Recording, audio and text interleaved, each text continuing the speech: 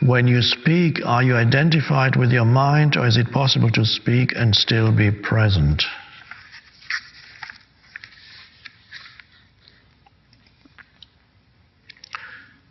And that's the important thing, not to lose presence when the mind is engaged.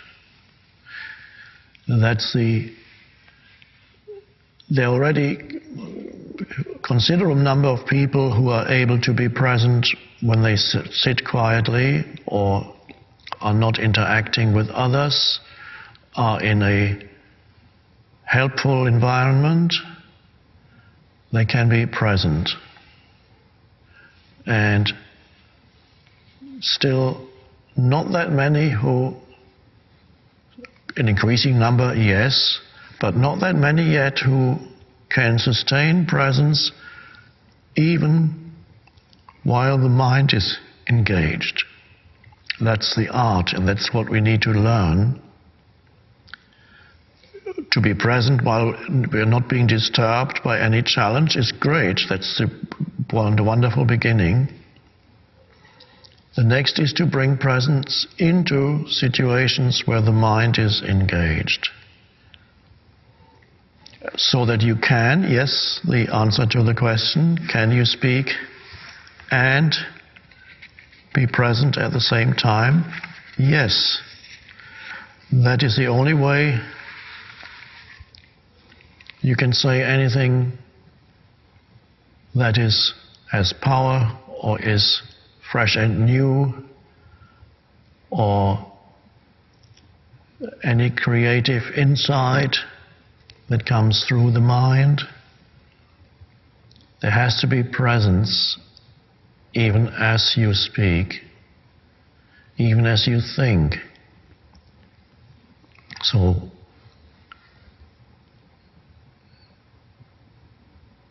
how does that work? It's very hard to describe.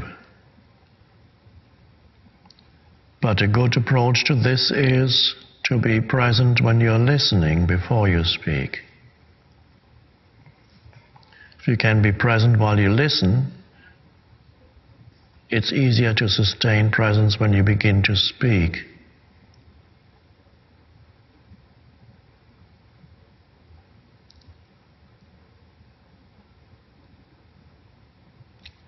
Or if you can feel your inner body while you're interacting with other humans, that can keep you present, so that your attention is not totally absorbed by thought processes.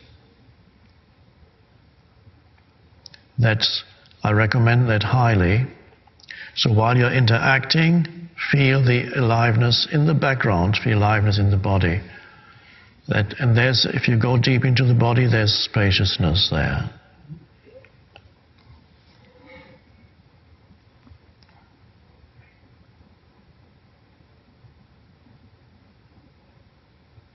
The more agitated the other person or persons is or are that you are communicating with, the more challenging it is for you to stay present while you're engaged in interacting, discussing, arguing.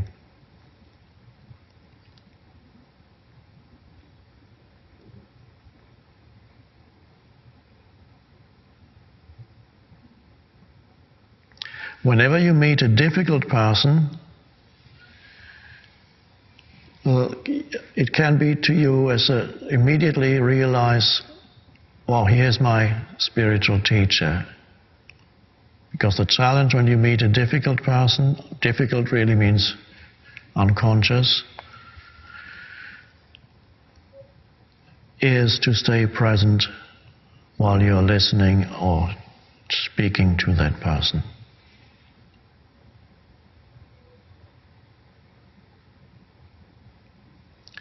Another little hint is, don't speak in a stream that has no end. Make statements, say what you have to say, and then come to a cessation. In other words, bring in gaps into your communications. They don't have to be so long that other people notice it. The important thing is that you notice that there is a little gap. And so your attention is in the gap, which is space. Like this. Some powerful speakers do that. Either they do it intuitively, or maybe they have learned it.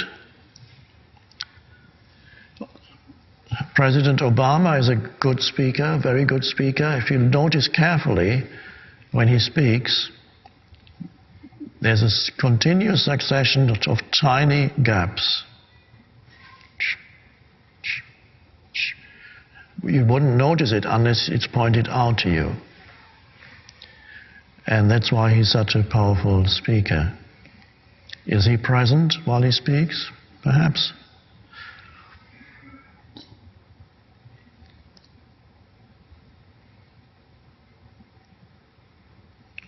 You certainly couldn't call him reactive.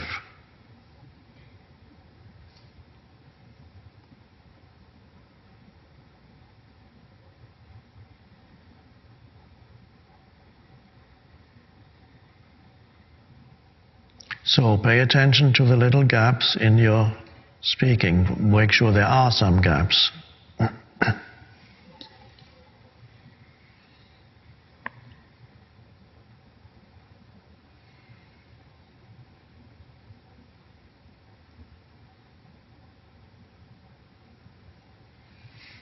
So that's all practice.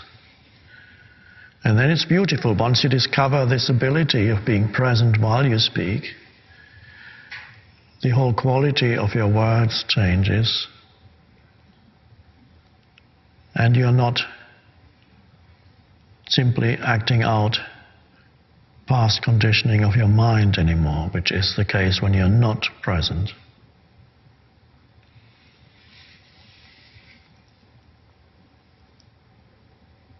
You can also learn it by listening to somebody who practices this already. When you listen to me, you can practice. It's also a kind of practice, because as you tune in not only to the words, you also tune in to the underlying stillness. Because the stillness, I mentioned the gaps, important, short gaps. But the stillness is not only in the gaps. Even while you speak, there can be an undercurrent of stillness. And that's what you can learn from a spiritual teacher beyond the content of what he or she teaches. You can tune in to the speech, to the words, the flow of words. And by tuning in, realize there's not just the words there. As you tune in, you merge with the energy field that is there underneath the words and in between the words, the stillness. Because it's also there, it's not just in the gaps, it's also underneath.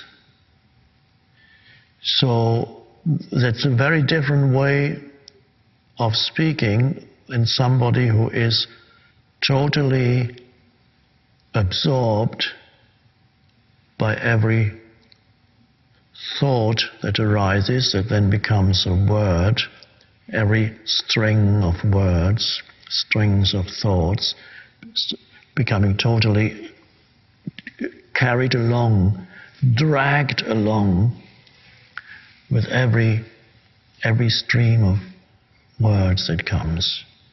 That's very different from, so you notice the difference in somebody who is present or conscious, that there isn't this being dragged along, that energy is not there. There is somehow, it's hard to describe, but I'm sure you can sense it. There is a peace. Let's use another pointer. There's a peace that surrounds the words or is underneath the words. stillness, peace, whatever you want to call it. It is peaceful to listen to someone like that, beyond the content of the words.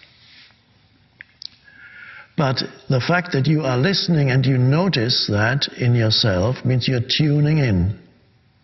And that's one of the functions of the spiritual teacher, is to enable the listener, disciple, listener, the other person, to tune into that dimension while they are listening.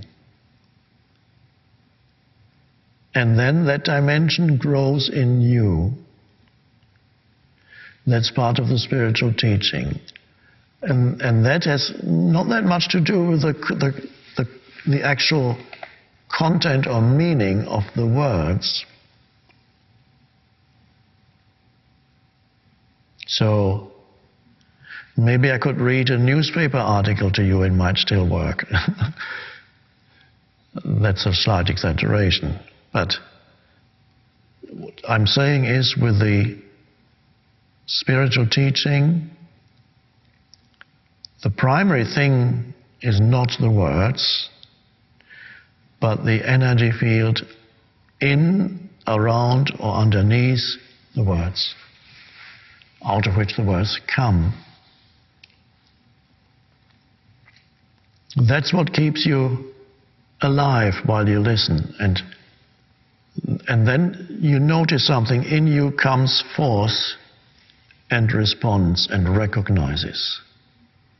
Now, don't let the mind come in, as I said before, and then make the other person special because of that. But put your attention on that which recognizes perhaps a heightened aliveness, a heightened stillness inside you that you can sense while you listen. And that means it's working.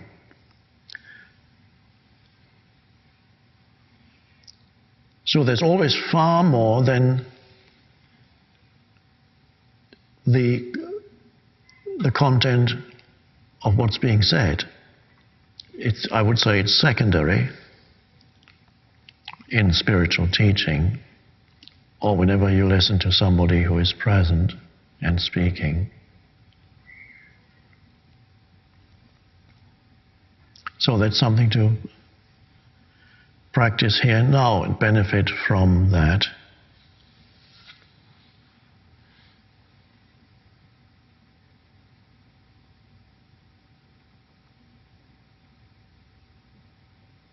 Consciousness, the unconditioned consciousness, recognizes itself in the other, the so-called teacher. But ultimately there is no other. Just seems to be. It's an awakening process of consciousness.